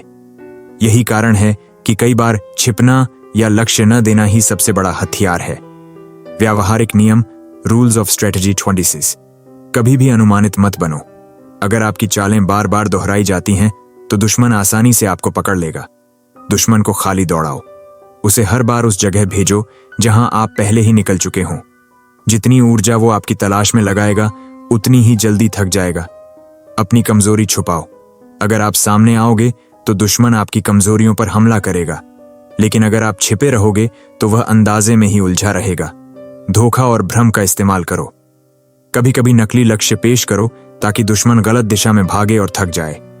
आधुनिक उदाहरण राजनीति और बिजनेस राजनीति। कई नेता जानबूझकर विवादों से बचते हैं। वे सीधे टकराव से बचते हैं और विपक्ष को हर बार खाली बहस में उलझा देते हैं। नतीजा, विपक्ष थक जाता है, जबकि असली नेता चुपचाप अपनी चाल चल देता है। बिजनेस बड़ी कंपनियां अक्सर अपनी असली योजनाएं सार्वजनिक नहीं करती। एप्पल कभी पहले से नहीं बताता कि उसका नया प्रोडक्ट क्या होगा। गूगल अपनी रिसर्च को गोपनीय रखता है। यह गोपनीयता ही उनकी शक्ति है, ताकि प्रतियोगी उन्हें रोक न सकें। रिश्तों और निजी जीवन में प्रयोग। रिश्तों में अगर कोई हमेशा आपको उकसाने की कोशिश करता है तो तुरंत प्रतिक्रिया मत दीजिए। उसे लक्ष्य मत बनने दो। जब आप चुप रहते हो तो उसकी ऊर्जा उसी के खिलाफ पलट जाती है। ऑफिस की राजनीति में अगर आपके खिलाफ गुटबाजी हो रही है तो खुले टकराव में मत कूदो। अपने काम पर ध्यान दो और विरोधियों को खुद थकने दो। व्यक्तिगत विकास में जब आप सोशल मीडिया या समाज में हर विवाद पर प्रतिक्रिया देना बंद कर देते हो तो लोग धीरे धीरे आपकी ओर सम्मान से देखने लगते हैं। रणनीति 26 का उल्टा पहलू। लेकिन सावधान, अगर आप हमेशा छिपे रहोगे तो लोग सोच सकते हैं कि आपके पास कोई योजना ही नहीं है। इसलिए सही संतुलन जरूरी है। कभी कभी अपनी उपस्थिति दिखाओ, लेकिन इतनी ही कि दुश्मन भ्रम में रहे। इतिहास से एक और उदाहरण, शिवाजी महाराज मुगलों की भारी भरकम सेना के सामने छत्रपति शिवाजी महाराज ने गुरिल्ला युद्ध अपनाया। वे कभी स्थिर युद्ध में नहीं फंसे। उन्होंने किलों का इस्तेमाल किया, जंगलों और पहाड़ियों में छिपे। औरंगजेब की लाखों की सेना कई बार महाराष्ट्र में आई, लेकिन शिवाजी महाराज को पकड़ नहीं सकी। उनकी यही नीति थी, दुश्मन को लक्ष्य ही मत दो। नतीजा, छोटी सी मराठा सेना ने विशाल साम्राज्य को दशकों तक उलझाए रखा। अंतिम चिंतन रणनीति 26 हमें याद दिलाती है, कई बार जीतने के लिए हमला करना जरूरी नहीं, बल्कि खुद को लक्ष्य न बनने देना ही असली जीत है। अगर दुश्मन बार बार आपकी तलाश में दौड़ता रहे और हर बार खाली हाथ लौटे, तो धीरे धीरे उसकी ताकत, उसका धैर्य और उसका विश्वास टूट जाएगा। याद रखो, जो लक्ष्य नहीं बनता वही सबसे बड़ा विजेता बनता है। यही थी रणनीति। पीस, लक्ष्य छीन लो। Deny them targets. रणनीति 27, अपने दुश्मन को अपने हाथों से नष्ट मत करो, उसे खुद अपने ही जाल में फंसने दो। The strategy of passive aggression. Give your rivals enough rope to hang themselves. सोचिए, अगर कोई दुश्मन है, कोई विरोधी है जो हर बार आपकी राह में कांटे बिछाता है, तो सबसे आसान उपाय क्या है? उस पर हमला करना, उसे मिटा देना। लेकिन असली खिलाड़ी वही होता है जो अपने विरोधी को बिना अपनी तलवार उठाए हरवा देता है। यही है रणनीति 27 की ताकत। यह रणनीति कहती है कि अपने दुश्मन को नष्ट करने के लिए हमेशा खुद को मैदान में झोंकना जरूरी नहीं है। कई बार समझदारी इसी में होती है कि आप पीछे हट जाएं, चुपचाप देखें और उसे खुद अपनी गलतियों से गिरने दें। कहानी से समझो, चाणक्य का नाम तो सुना ही होगा। वह सिर्फ युद्ध नहीं लड़ते थे, वह दिमाग से दुश्मन को हराते थे। जब उन्होंने नंद वंश को गिराने की ठानी तो उन्होंने सीधे जाकर युद्ध नहीं छेड़ा। उन्होंने समय दिया, इंतजार किया और नंद शासक की कमजोरियों को इतना बढ़ने दिया कि अंततः उसका साम्राज्य खुद ही उसके अहंकार और लालच से टूट गया। चाणक्य ने बस एक धक्का दिया, बाकी का काम नंद की खुद की मूर्खता ने कर दिया। मनोविज्ञान की चाल। दुश्मन अक्सर अपनी ताकत दिखाने के चक्कर में ऐसी गलतियां करता है जो उसके पतन का कारण बन जाती हैं। लेकिन अगर आप अधीर हो गए और उसे तुरंत कुचलना चाहा, तो दो समस्याएं होंगी। आपकी ताकत खर्च होगी, वह शिकार नहीं शहीद बन जाएगा। लोग उसे याद रखेंगे और आपको ही खलनायक मान लेंगे। लेकिन जब आप धैर्य रखते हैं और उसे खुद अपने ही जाल में फंसने देते हैं, तब उसकी हार प्राकृतिक लगती है। लोग कहते हैं, इसकी बर्बादी तो तय थी, ये खुद अपनी वजह से गिरा। आधुनिक उदाहरण कॉर्पोरेट वर्ल्ड में देखिए। कई बार कंपनियां अपने प्रतिस्पर्धी को बर्बाद करने के लिए सीधे टक्कर नहीं लेती, वो बस इंतजार करती हैं। जैसे नोकिया का पतन। स्मार्टफोन के जमाने में भी नोकिया अपने पुराने तरीकों पर अड़ी रही। एप्पल और सैमसंग ने धैर्य से देखा, और जब नोकिया खुद अपने अहंकार में गिरने लगी, तब उन्होंने बाजार पर कब्जा कर लिया। कोई युद्ध नहीं, कोई खून खराबा नहीं, बस दुश्मन ने खुद को हराया। सीख क्या है? हर लड़ाई तुरंत लड़नी जरूरी नहीं। कभी कभी समय ही सबसे बड़ा हथियार होता है। अपने विरोधी को वही करने दो जो वह करना चाहता है। लेकिन उसकी सीमाओं को पहचान कर धैर्य से इंतजार करो। अंत में वही उसके पतन का कारण बनेगा। डार्क साइड, ये रणनीति खतरनाक भी है, क्योंकि इसमें आपको अपने अंदर का धैर्य और ठंडापन बनाए रखना होता है। आपको इंतजार करना होता है कि आपका दुश्मन खुद गिर जाए। कई बार लोग जल्दीबाजी में गलती कर बैठते हैं और खुद ही फंस जाते हैं, लेकिन अगर आपने ये कला सीख ली तो आप बिना खून बहाए साम्राज्य जीत सकते हो। याद रखो, सबसे सुंदर जीत वही है जिसमें तलवार से खून न गिरे, बल्कि विरोधी अपनी ही तलवार से कट जाए। रणनीति 28, झूठे लक्ष्य दिखाओ, असली इरादे छुपाओ। Give your rivals a false sense of security, then strike. दोस्तों, युद्ध केवल मैदान में लड़ी जाने वाली लड़ाई नहीं है। कभी कभी सबसे बड़ी लड़ाई दुश्मन के दिमाग में होती है। रणनीति 28 हमें यही सिखाती है। दुश्मन को भ्रम में रखो, उसे झूठे लक्ष्य दिखाओ, और जब वह आराम महसूस करे तब वार करो। ऐतिहासिक प्रसंग, दूसरे विश्व युद्ध के दौरान मित्र राष्ट्रों एलाइज को जर्मनी पर हमला करना था, पर सीधे हमला करना बहुत जोखिम भरा था। इसलिए उन्होंने एक चाल चली, ऑपरेशन फॉर्टिट्यूड। उन्होंने नकली टैंक, नकली सैनिकों के कैंप और नकली रेडियो संदेश तैयार किए। जर्मन सेना को विश्वास हो गया कि हमला फ्रांस के किसी और हिस्से में होगा। हकीकत में हमला नॉर्मंडी पर किया गया और जर्मन तैयार ही नहीं थे। यह भ्रम इतना सफल रहा कि जर्मनी पूरी तरह से चौंक गया और वही युद्ध का निर्णायक मोड़ बना। रणनीति का सार, दुश्मन को गुमराह करो, उसे वो दिखाओ जो वह देखना चाहता है। अपने असली इरादे हमेशा पर्दे के पीछे रखो। जब उसका ध्यान भटक जाए तभी असली वार करो। व्यावहारिक तरीके, झूठे लक्ष्य सेट करो, दुश्मन को ऐसा महसूस कराओ कि वह असली खेल समझ रहा है। जब उसका ध्यान इधर होगा तुम उधर से वार करोगे। आराम का भ्रम पैदा करो। जब उसे लगे कि खतरा टल गया है तब उसकी सतर्कता कम हो जाती है। यही वह पल है जब तुम उसे सबसे ज्यादा चोट पहुंचा सकते हो। अपनी ताकत छुपाओ, अपनी असली क्षमता कभी भी तुरंत मत दिखाओ। जितना वह तुम्हें कम आंकेगा उतना ही आसानी से फंसेगा। उसके डर और उम्मीदों का खेल खेलो। अगर वह डरपोक है तो उसे और डराओ। अगर वह लालची है तो उसे झूठी उम्मीद दो। उसकी ही सोच को उसके खिलाफ इस्तेमाल करो। आधुनिक उदाहरण, व्यापार में कंपनियां अक्सर अपने नए प्रोडक्ट्स की असली जानकारी छुपाकर नकली लीक करवाती हैं। इससे प्रतियोगी उलझ जाते हैं और गलत तैयारी कर बैठते हैं। राजनीति में नेता अक्सर विरोधियों को झूठे मुद्दों पर लड़वाते हैं, जबकि असली चाल पर्दे के पीछे चल रही होती है। खेल में भी एक टीम बार बार नकली मूव दिखाकर विरोधियों को थकाती है और फिर अचानक असली हमला करती है। आंतरिक युद्ध, यह रणनीति केवल बाहरी दुनिया में नहीं बल्कि हमारे अंदर भी लागू होती है। कभी कभी हमारा मन हमें झूठे लक्ष्य देता है। हम छोटी छोटी जीतों में उलझ जाते हैं और असली मकसद भूल जाते हैं। इसलिए हमें खुद को भी याद दिलाना है, ध्यान बंटने मत दो, अपने असली इरादे पर डटे रहो। दुश्मन की कमजोरी, दुश्मन हमेशा सोचता है कि वह समझदार है, पर यही उसकी सबसे बड़ी कमजोरी है, अति आत्मविश्वास। अगर आप उसे बार बार यह विश्वास दिला दो कि उसने सच पकड़ लिया है तो वह खुद ही जाल में फंस जाएगा।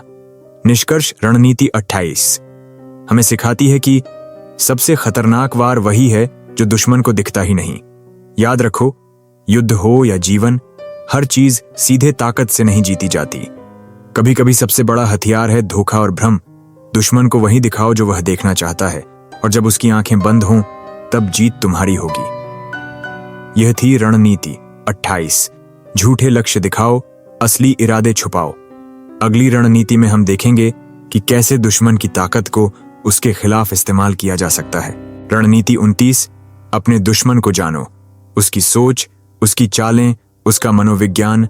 Know your enemy, deep study of your opponent. दोस्तों, युद्ध केवल हथियारों से नहीं जीता जाता। वास्तविक जीत तब होती है जब आप दुश्मन के दिमाग को पढ़ लेते हो। रणनीति 29 हमें यही सिखाती है, अपने दुश्मन को उससे बेहतर समझो जितना वह खुद को समझता है। ऐतिहासिक प्रसंग, चीन के महान सेनापति सुन त्जू ने अपनी अमर पुस्तक द आर्ट ऑफ वॉर में लिखा, अगर तुम खुद को जानते हो और दुश्मन को भी जानते हो तो 100 लड़ाइयां भी हार नहीं सकते। अगर तुम खुद को जानते हो पर दुश्मन को नहीं तो आधी लड़ाइयां हारोगे, और अगर न खुद को जानते हो न दुश्मन को तो हर युद्ध तुम्हारी हार है। इतिहास इसका प्रमाण है। नेपोलियन ने जब रूस पर हमला किया, उसने रूसियों की सहनशीलता और रणनीति को कम आंका। नतीजा, उसकी लाखों सैनिकों की सेना बर्फ और भूख से नष्ट हो गई। वहीं चाणक्य ने अपने दुश्मनों की मानसिकता को गहराई से समझा और बिना बड़ी सेना के भी पूरे साम्राज्य की राजनीति को बदल डाला। रणनीति का सार रणनीति 29 हमें यह बताती है, दुश्मन की ताकत पहचानो, उसकी कमजोरी खोजो, उसकी सोच, डर और इच्छाओं को समझो और फिर उसी जानकारी को उसके खिलाफ इस्तेमाल करो। व्यावहारिक तरीके, दुश्मन की चालों पर नजर रखो, उसकी आदतें, उसका पैटर्न, उसकी रणनीति, सबको नोट करो। जितना वह बार बार एक जैसी हरकत करेगा, उतना ही अनुमान लगाना आसान होगा। उसकी कमजोरी ढूंढो। हर इंसान की एक न एक कमजोरी होती है। लालच, डर, गुस्सा या अभिमान, यही कमजोरी तुम्हारे लिए हथियार है। उसकी ताकत को भी समझो, सिर्फ कमजोरी पर मत ध्यान दो। जानो कि वह कहाँ मजबूत है ताकि वहां लड़ाई से बचा जा सके। उसके मनोविज्ञान में झांको, वह किससे डरता है, उसे किस चीज से उम्मीद है, उसका दिमाग किन भावनाओं से संचालित होता है। जवाब ही तुम्हें उसकी असली तस्वीर दिखाएंगे। आधुनिक उदाहरण, व्यवसाय में बड़ी कंपनियां अपने प्रतियोगियों पर रिसर्च करती हैं। वे उनके प्रोडक्ट्स, उनकी कीमतों और ग्राहकों की आदतों को समझती हैं। फिर उसी जानकारी का इस्तेमाल करके बेहतर रणनीति बनाती हैं। खेलों में कोच हमेशा विरोधी टीम की पुरानी वीडियो देखकर उनकी कमजोरी पकड़ते हैं। कौन सा खिलाड़ी जल्दी दबाव में टूटता है, कौन सा खिलाड़ी किस दिशा में ज्यादा खेलता है, सब नोट किया जाता है। राजनीति में नेताओं की सबसे बड़ी ताकत यही है कि वे अपने विरोधियों के स्वभाव और आदतों को पहचान लेते हैं। यही कारण है कि सही समय पर सही चाल चलकर वे अपने प्रतिद्वंद्वी को मात दे देते हैं। आंतरिक युद्ध, यह रणनीति सिर्फ बाहरी दुश्मनों पर नहीं बल्कि अंदर के दुश्मनों पर भी लागू होती है। हमारी आलस्य की आदत, हमारी टालमटोल की प्रवृत्ति, हमारा गुस्सा और अहंकार, ये सब हमारे अपने दुश्मन हैं। अगर हम इन्हें ठीक से समझ लें तो इन्हें काबू में करना आसान हो जाता है। दुश्मन की सबसे बड़ी भूल, अधिकतर लोग यह मानते हैं कि दुश्मन उनकी तरह सोचता है। यही उनकी सबसे बड़ी भूल होती है। रणनीति 29 कहती है, अपने दिमाग से मत सोचो, दुश्मन के दिमाग से सोचो। निष्कर्ष, रणनीति 29 हमें याद दिलाती है कि विजय सिर्फ ताकत से नहीं बल्कि समझ से मिलती है। जिसने अपने दुश्मन को गहराई से समझ लिया, उसके लिए जीत सिर्फ समय की बात है। यह थी रणनीति 29, अपने दुश्मन को जानो। अगली रणनीति में हम सीखेंगे रणनीति 30, जब दुश्मन गुस्से में हो तो उसे और उकसाओ। रणनीति 30, कम से कम उम्मीद वाले रास्ते पर चलो। Take the line of least expectation. युद्ध हो, राजनीति हो या इंसानी रिश्ते, एक सच हमेशा समान रहता है। जो चाल दुश्मन को अंदाजा भी न हो, वही सबसे घातक होती है। कहानी से शुरुआत कल्पना करो एक राजा की, जिसके राज्य पर बार बार आक्रमण होते हैं। दुश्मन हमेशा उसकी उत्तरी सीमा से हमला करता है क्योंकि वह रास्ता सीधा है और वहां मैदान खुला है। राजा भी हर बार सेना वहीं खड़ी करता है, लेकिन एक दिन दुश्मन ने खेल बदल दिया। उसने सीधा हमला न करके रेगिस्तान और पहाड़ों से होते हुए दक्षिण से हमला किया, वहां जहां राजा को उम्मीद ही नहीं थी। नतीजा, राजा की सेना तैयार न थी और उसका साम्राज्य गिर गया। यही है इस रणनीति का सार। सीधा वार मत करो जहां सबको उम्मीद हो, उस जगह वार करो जिसकी किसी को कल्पना भी न हो। मनोवैज्ञानिक पहलू, इंसान हमेशा पैटर्न पर जीता है। हम सोचते हैं कि चीजें हमेशा वैसी ही होंगी जैसी पहले होती आई हैं। इस आदत का फायदा उठाओ।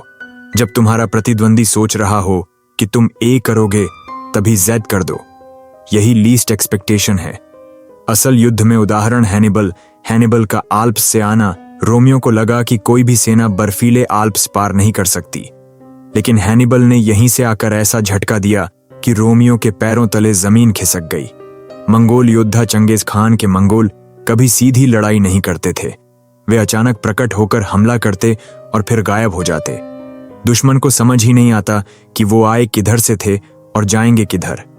आधुनिक जीवन और रिश्तों में प्रयोग, बिजनेस में जब मार्केट मान रही हो कि आप प्रोडक्ट ए पर ध्यान देंगे, आप अचानक प्रोडक्ट बी लॉन्च कर दीजिए। रिश्तों में जब कोई आपकी अगली चाल का अनुमान लगाने लगे, तभी पैटर्न तोड़ दीजिए। पावर गेम में जब सबको लगे कि आप रक्षात्मक रहेंगे, तभी आक्रामक होकर बढ़त बना लीजिए। यह रणनीति क्यों काम करती है? क्योंकि उम्मीद सबसे बड़ी कमजोरी है। दिमाग उसी से हारता है जिसकी वह कल्पना ही नहीं करता। अचरज, सरप्राइज ही सबसे घातक हथियार है। इसे अपनी जिंदगी में कैसे अपनाएं? 3 स्टेप्स। लोगों की उम्मीदों को पहचानो। समझो कि वे तुमसे किस चाल की प्रतीक्षा कर रहे हैं। पैटर्न तोड़ो। कभी भी वही मत करो जो उनसे अपेक्षित है। अचानक प्रहार करो, सही समय पर चौंका दो। यही असली शक्ति है। निष्कर्ष, रणनीति 30 हमें सिखाती है कि जीत हमेशा उस रास्ते से मिलती है जिसकी उम्मीद सामने वाला नहीं करता। चाहे युद्ध का मैदान हो, करियर का खेल हो या रिश्तों की राजनीति। अपनी चालों को अदृश्य रखो और वार वहीं करो जहां से कोई सोच भी न सके। रणनीति 31 नैतिक ऊंचाई पर कब्जा करो। कहानी से शुरुआत। सन 1947 भारत। अंग्रेज अब भी शासन कर रहे हैं। उनके पास ताकत है, सेना है, हथियार हैं, लेकिन उनके सामने खड़े हैं महात्मा गांधी। गांधी जी के पास न सेना है, न बंदूकें, न गोले बारूद। फिर भी अंग्रेज डरते हैं। क्यों? क्योंकि गांधी जी ने कब्जा कर लिया है उस जगह पर जहां सबसे बड़ी शक्ति छिपी होती है, नैतिक ऊंचाई, मॉरल हाई ग्राउंड। जब लाखों लोग सत्याग्रह और अहिंसा के साथ सड़क पर उतरते थे, तब दुनिया देखती थी कि असली अन्यायी कौन है, गांधी या अंग्रेज। दुनिया का नैतिक दबाव इतना भारी पड़ गया कि आखिरकार अंग्रेजों को भारत छोड़ना पड़ा। यही है इस रणनीति का असली राज। जब आप नैतिक धरातल पर खड़े होते हैं, तो चाहे सामने वाला कितना भी ताकतवर क्यों न हो, उसकी शक्ति धीरे धीरे बिखरने लगती है। असल मतलब क्या है? Occupy the moral high ground का अर्थ है अपने संघर्ष, अपनी लड़ाई, अपने युद्ध को इस तरह पेश करना कि आप न्याय, धर्म, सच्चाई और भलाई के पक्ष में खड़े दिखें। और आपका दुश्मन चाहे कितना भी ताकतवर क्यों न हो, वह अन्यायी, क्रूर और स्वार्थी दिखने लगे। यह युद्ध की वही स्थिति है जहां आपकी छवि ही आपका सबसे बड़ा हथियार बन जाती है। मनोवैज्ञानिक खेल इंसान हमेशा सही और गलत के पैमाने से चीजों को देखता है। भले ही वह खुद गलत कर रहा हो, पर उसे यह लगता है कि वह किसी न्याय के लिए लड़ रहा है। अगर आप यह धारणा बना दो कि आप ही न्याय के पक्षधर हो और सामने वाला अन्यायी है, तो लोगों के दिल आपके साथ खड़े हो जाते हैं। यानी असली जीत तलवार से नहीं, बल्कि दिलों से होती है। इतिहास से उदाहरण अब्राहम लिंकन। अमेरिकी गृह युद्ध, सिविल वॉर में लिंकन ने हमेशा दास्ता, स्लेवरी के खिलाफ नैतिक ऊंचाई ली। उन्होंने युद्ध को सिर्फ राजनीति का खेल नहीं रहने दिया, बल्कि उसे मानवता और स्वतंत्रता की लड़ाई घोषित किया। नतीजा, जो लोग शुरू में युद्ध से थक चुके थे, वे भी लिंकन के नैतिक आह्वान से प्रेरित होकर अंत तक डटे रहे। Nelson Mandela. दक्षिण अफ्रीका में रंगभेद की दीवारें तोड़ने के लिए मंडेला ने नफरत नहीं, बल्कि नैतिक शक्ति का इस्तेमाल किया। जेल में 27 साल काटने के बाद जब वे बाहर आए, तो बदला नहीं लिया, बल्कि सुलह का रास्ता दिखाया। इस नैतिक शक्ति ने उन्हें दुनिया का प्रतीक बना दिया। भारतीय महाभारत पांडवों की सबसे बड़ी ताकत उनकी संख्या नहीं थी। उनकी सेना कौरवों से छोटी थी, परंतु उनका युद्ध धर्म युद्ध कहलाया, क्योंकि वे न्याय और सत्य के पक्ष में खड़े थे।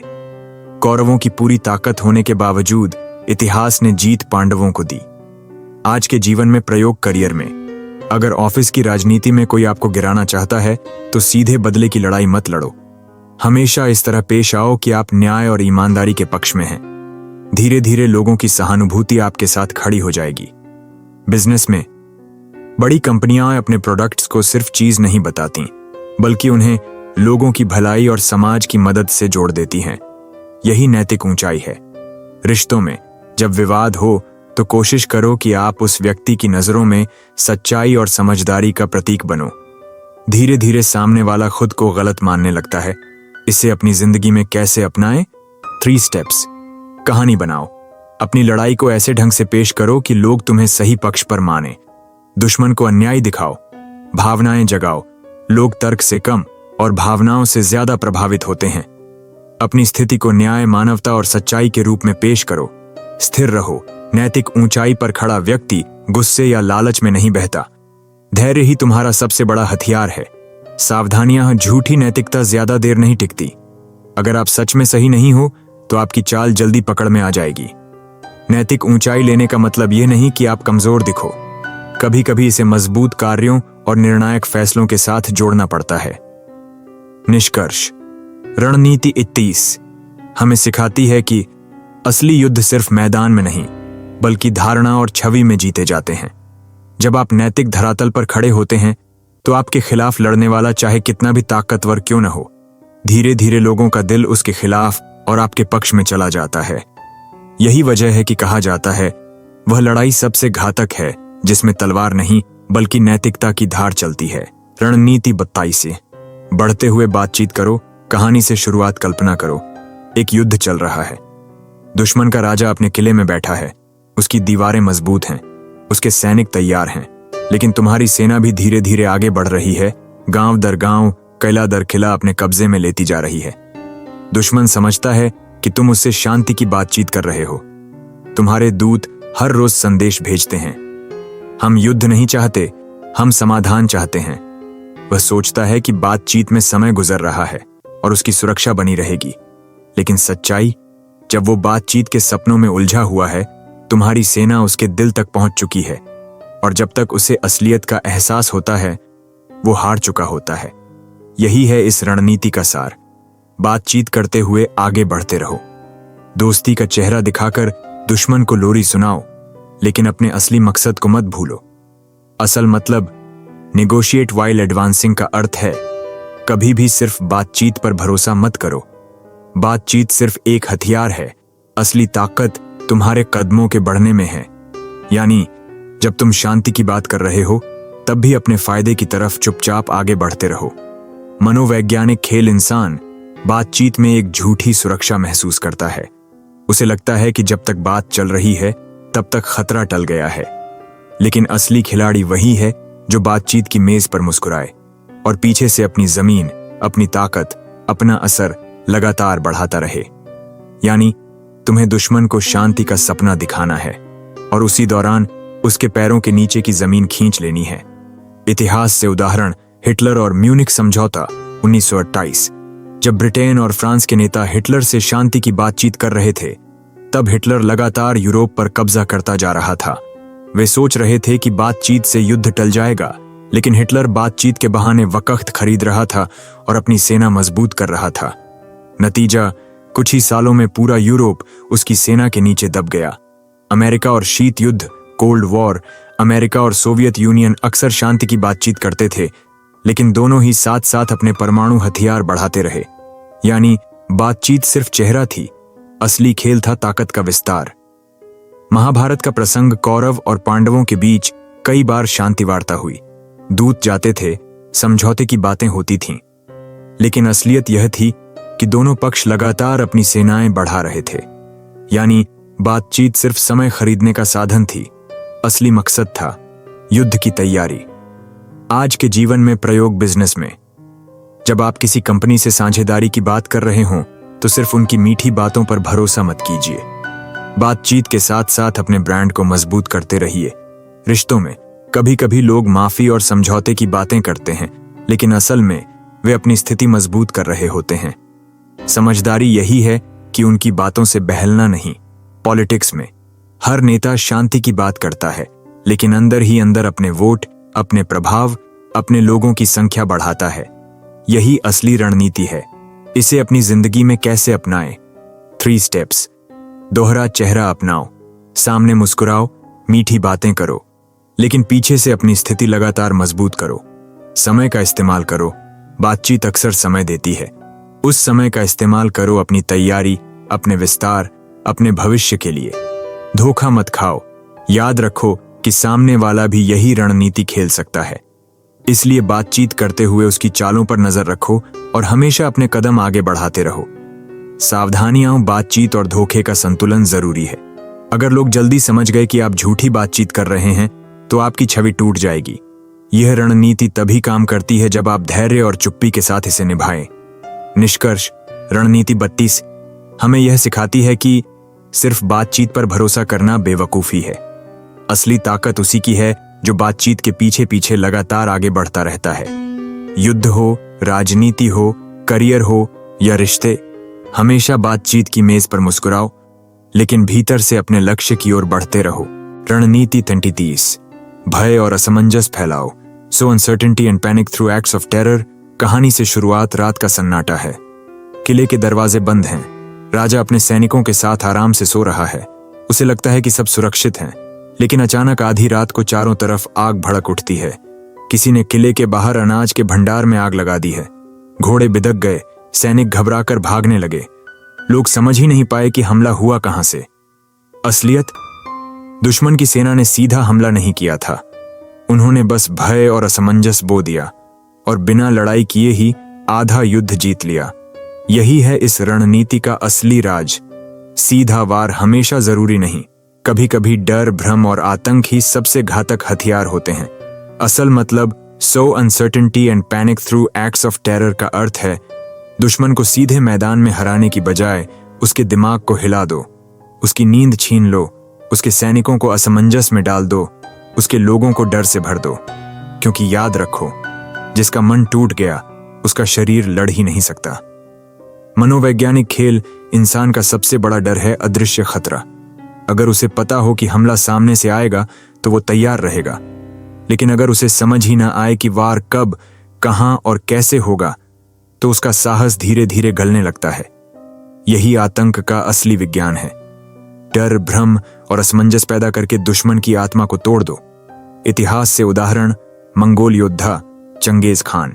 चंगेज खान की सबसे घातक चाल यही थी। उसकी सेना गांवों को जलाती, लाशें छोड़ जाती और अफवाहें फैलाती। नतीजा, जिन शहरों पर वह पहुंचा भी नहीं था, वे भी डर के कारण बिना लड़े आत्मसमर्पण कर देते थे। रोमन साम्राज्य रोमन अक्सर छोटे छोटे विद्रोहों को कुचलते समय इतना आतंक फैलाते थे कि आसपास के गांव खुद डर से हथियार डाल देते थे। उनका संदेश साफ था, हमसे भिड़ने का मतलब है विनाश। आधुनिक राजनीति और युद्ध आज भी कई ताकतें सीधे युद्ध नहीं करती। वे आतंकी हमलों, प्रचार और अफवाहों से पूरे देश को डर और असमंजस में डाल देती हैं। यहां तक कि कभी कभी दुश्मन की अर्थव्यवस्था या समाज उसकी अपनी घबराहट से ढह जाता है। आज के जीवन में प्रयोग बिजनेस में कंपनियां कभी कभी सीधी टक्कर नहीं लेती। वे अफवाहें फैलाती हैं, फलां ब्रांड का प्रोडक्ट सुरक्षित नहीं है। नतीजा, ग्राहक घबराकर खुद हट जाते हैं। ऑफिस पॉलिटिक्स में जब आप किसी प्रतिद्वंदी को हराना चाहते हो तो उसके बारे में छोटे छोटे संदेह फैलाइए। लोग खुद उसके खिलाफ होने लगेंगे। रिश्तों में कभी कभी लोग सीधे झगड़ा नहीं करते, वे बस इतना कर देते हैं कि दूसरे के मन में संदेह और बेचैनी पैदा हो जाए, और वही रिश्ता धीरे धीरे टूट जाता है। इसे अपनी जिंदगी में कैसे अपनाएं? 3 स्टेप्स। अनिश्चितता पैदा करो।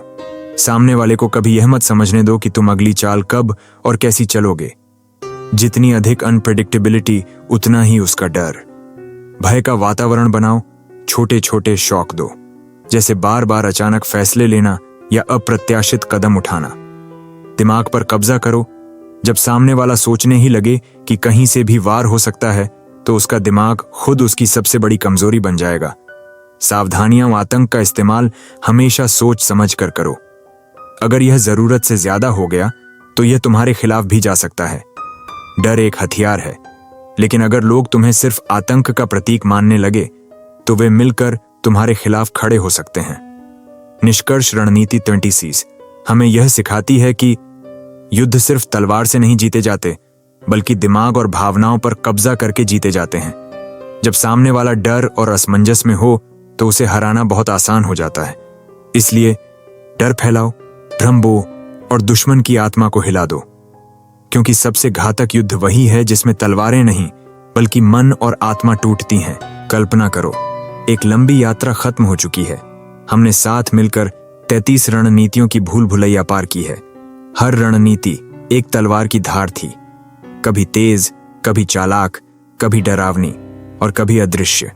इन रणनीतियों ने हमें सिखाया कि युद्ध सिर्फ मैदान में नहीं लड़ा जाता, असली युद्ध दिमाग और दिल के भीतर लड़ा जाता है। सोचो जरा, इतिहास के हर विजेता, हर सम्राट, हर महान योद्धा ने यही रणनीतियां अपनाई थीं। लेकिन आज ये युद्ध तलवारों और तोपों से नहीं, बल्कि शब्दों, भावनाओं, राजनीति और रिश्तों में लड़े जाते हैं। तुम्हारा ऑफिस, तुम्हारा करियर एक युद्ध भूमि है। तुम्हारे रिश्ते, तुम्हारी दोस्तियां रणनीतियों की कसौटी हैं और तुम्हारे सपने, तुम्हारी महत्वाकांक्षा तुम्हारे जीवन की सबसे बड़ी लड़ाई है।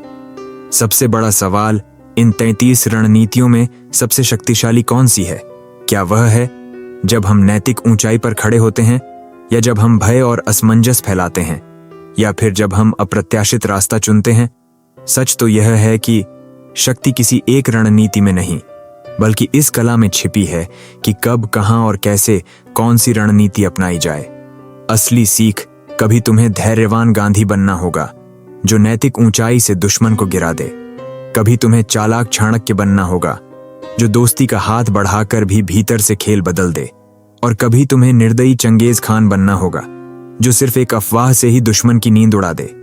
यानी असली विजेता वही है जो हर स्थिति में अपना रूप बदल सके। अब यह यात्रा तुम्हारे लिए। अब सवाल यह नहीं कि ये रणनीतियां कितनी गहरी हैं, सवाल यह है कि तुम इन्हें अपनी जिंदगी में कैसे इस्तेमाल करोगे। जब अगली बार कोई तुम्हारे साथ ऑफिस की राजनीति खेलेगा, क्या तुम इन रणनीतियों को याद करोगे? जब अगली बार कोई तुम्हें रिश्तों में धोखा देगा, क्या तुम जानोगे कि उसका असली हथियार मनोविज्ञान था? और जब अगली बार तुम अपने सपनों के लिए लड़ोगे, क्या तुम सिर्फ मेहनत करोगे या रणनीति भी अपनाओगे? सिनेमैटिक भाव जरा कल्पना करो। तुम्हारे सामने जिंदगी का सबसे बड़ा युद्ध खड़ा है। लोग तुम्हें कमजोर समझते हैं, लेकिन तुम्हारे भीतर अब 33 हथियार चमक रहे हैं। हर परिस्थिति के लिए एक नई चाल, हर बाधा के लिए एक नया रास्ता, हर दुश्मन के लिए एक नई रणनीति। अब यह तुम पर है। क्या तुम इन हथियारों का इस्तेमाल करोगे या इन्हें किताब के पन्नों में ही बंद छोड़ दोगे? कॉल टू एक्शन, भावनात्मक पकड़। अगर इस पूरी यात्रा ने तुम्हारे दिल और दिमाग को छुआ है, तो मैं तुमसे चाहता हूं एक जवाब। मुझे कमेंट करके बताओ, तुम्हें 33 रणनीतियों में से कौन सी सबसे घातक लगी और तुम उसे अपनी जिंदगी में कहां इस्तेमाल करना चाहते हो? क्योंकि याद रखो, ज्ञान तभी जीवित रहता है जब उसे लागू किया जाए। अंतिम निष्कर्ष, 33 स्ट्रेटजीज ऑफ वॉर हमें यह सिखाती है कि जीत हमेशा ताकतवर की नहीं होती, जीत हमेशा चालाक की भी नहीं होती। असली जीत उसी की होती है जो परिस्थिति को पढ़ सके, दिमाग से खेल सके और सही वक्त पर सही वार कर सके। अब यह कहानी यहीं खत्म होती है, लेकिन तुम्हारी असली यात्रा यहीं से शुरू होती है। जिंदगी एक युद्ध है और तुम या तो विजेता बन सकते हो या फिर शिकार। फैसला तुम्हारे हाथ में है।